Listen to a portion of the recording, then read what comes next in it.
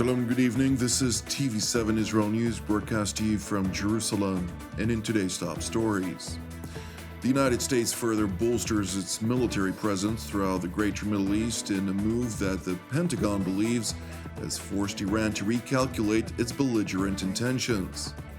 The Iranian-proxy Ansar-Allah, which is dominated by the Houthi tribe, boasts over targeting some 182 commercial vessels since October 17th of 2023 to date. Cross-border hostilities along the Israel-Lebanon border are seemingly intensifying. Amid prolonged heightened regional tensions, the USS Abraham Lincoln Carrier Strike Group has entered into the CENTCOM area of responsibility, effectively marking the largest American force posture in the Middle East since the Biden administration ordered the evacuation of the U.S. military footprint in Afghanistan. U.S. Central Command announced that the USS Abraham Lincoln, equipped with F-35C aircraft, entered the CENTCOM area of responsibility. The movement of the Abe into the CENTCOM AOR was directed by Secretary Austin earlier this month as part of broad adjustments to U.S. military posture in the region designed to improve U.S. force protection, increase support for the defense of Israel, and to ensure the United States is prepared to respond to a various range of contingencies. Again, we remain focused on efforts to de-escalate tensions in the region, and while also remaining focused on securing a ceasefire as part of a hostage deal to bring all of the hostages home and to end the war in Gaza. U.S. Secretary of Defense Lloyd Austin spoke with his Israeli counterpart, Israeli Defense Minister Yoav Gallant, overnight, during the course of which they discussed at length the efforts undertaken to achieve an agreement for the release of hostages held captive by Hamas in Gaza for over 322 days. Minister Gallant reiterated his steadfast commitment to achieving an agreement and highlighted the critical timing as it relates to ensuring this framework. Moreover, Jerusalem's top defense official also briefed his American counterpart on developments in the Gazan battlefield, detailing the IDF's achievements in defeating the Hamas Rafah brigade and destroying over 150 tunnels in the area. In this regard, Minister Gallant emphasized the importance of ongoing operations to dismantle remaining terror infrastructure, eliminating terror operatives, and destroying Hamas tunnels. Separately, Gallant and Austin also held a joint situation assessment and exchanged views on regional developments and threats. Their discussion focused primarily on joint preparation as well as maintaining readiness and interoperability of Israeli and U.S. forces and capabilities in the face of ongoing threats posed by the Islamic Republic of Iran and its Lebanese proxy Hezbollah.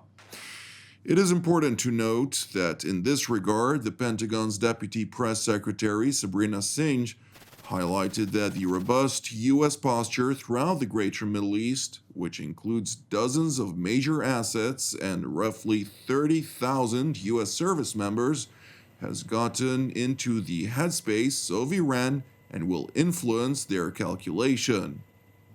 We've moved capabilities into the region that I think it's fair to say have gotten into the headspace of Iran and will influence their calculation on how and if they choose to respond. We don't want to see that happen, but we have 2 carrier strike groups there, each, with 4 destroyers. That sends a very powerful message of deterrence. And it also sends a message that, we will stand with Israel should we need to come to their defense. But I can't, I don't have a crystal ball to be able to forecast how long they're going to stay there. Only that I can tell you is that we are well postured should we need to come to the defense of Israel. Singh was also asked to address the latest uptick in attacks by Iran's Yemeni proxy Ansar-Allah, which is dominated by the Houthi tribe, against commercial vessels, including a Greek oil tanker whose sailors were forced to abandon ship and were subsequently rescued by the French Navy.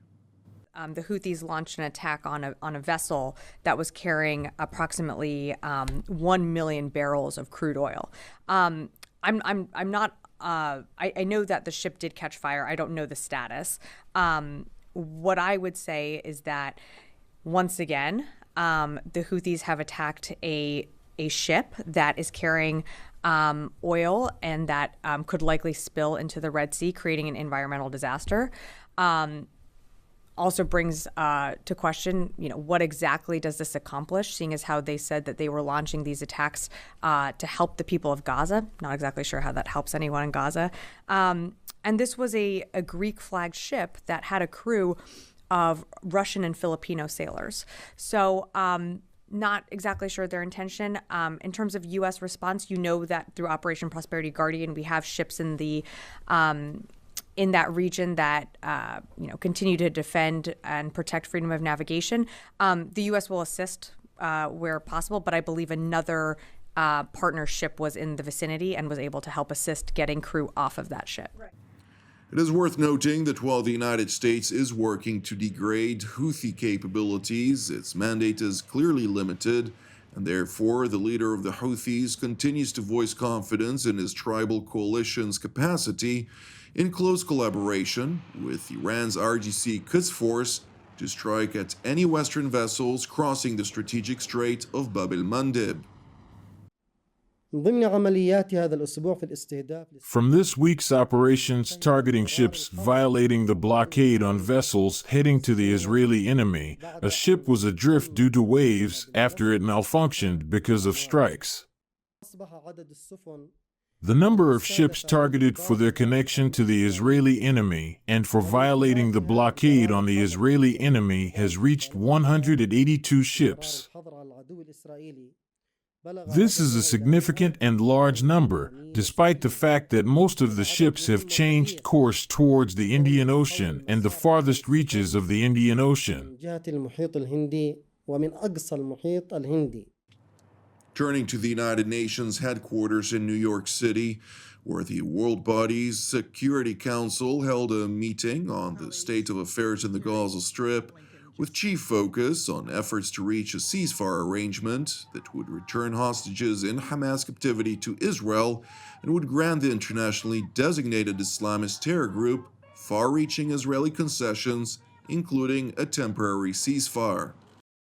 Colleagues, Secretary Blinken just concluded his 9th visit to the region since Hamas attacked Israel on October 7th.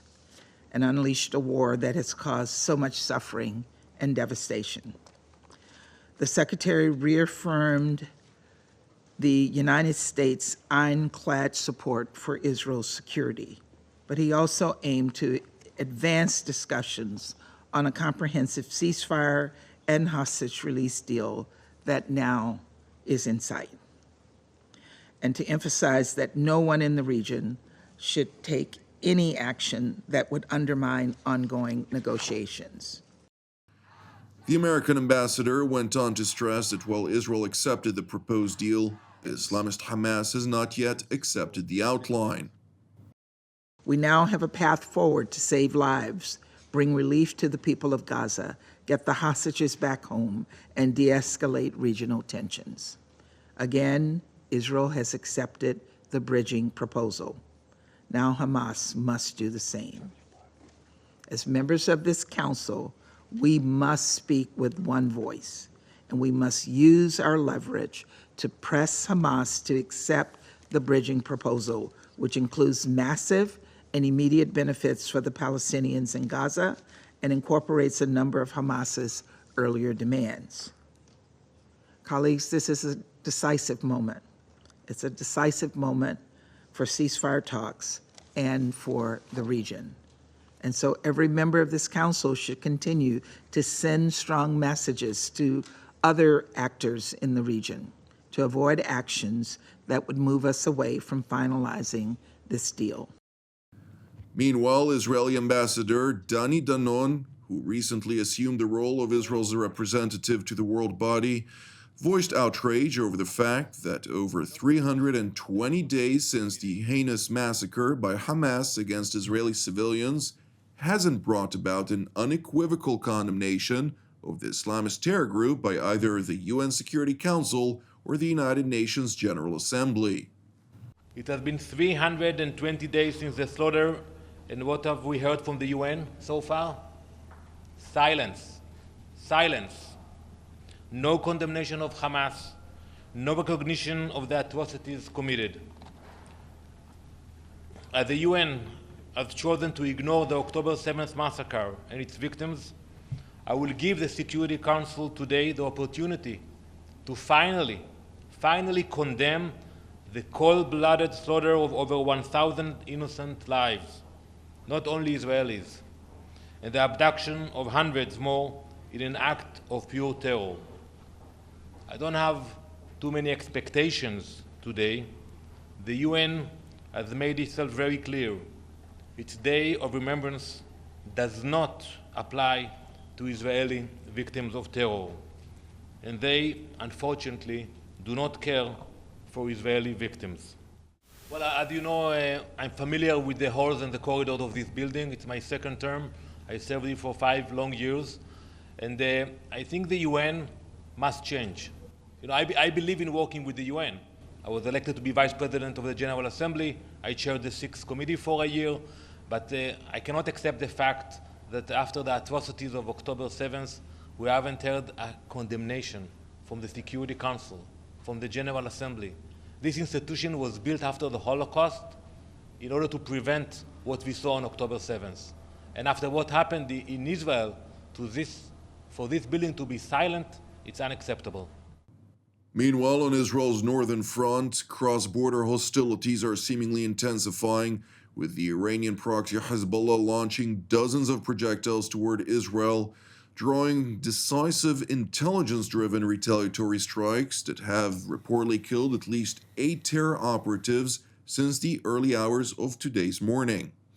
It is important to know that while Hezbollah continues to pledge a severe attack against Israel over the targeted killing of its top military operative Fuad Shukr, also known as Said Mohsen, some 3 weeks ago, the internationally designated terror group began deliberately firing barrages of rockets towards civilian communities in Israel, including on the Golan Heights.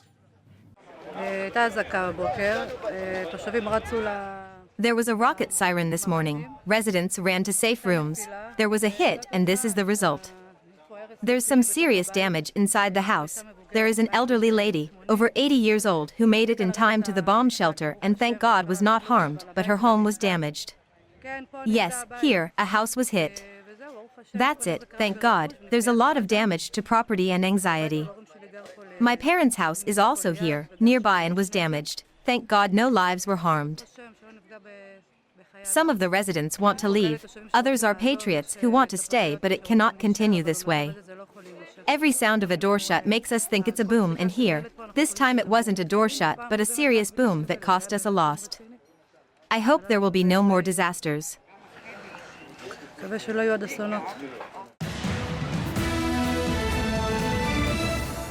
you for watching TV7 Israel News. It is important for us to highlight that TV7 Israel is a 100% donation-based, non-profit ministry with all of our productions available free of charge. Therefore, if you're blessed by our productions and would like to help support our daily programs such as this one, TV7 Israel News, or Jerusalem Studio, or Deep Dive, and much, much more, we would deeply appreciate it if you'd consider making a donation. You can do so via our website at www.tv7israelnews.com. Separately, I'd like to encourage you as ever, pray for the peace of Jerusalem and salvation of Israel. Jonathan Hassan wishing you a Shabbat Shalom u'mevorach, and God willing, we'll see you during our upcoming TV7 Israel updates. Until then, Shalom from Jerusalem.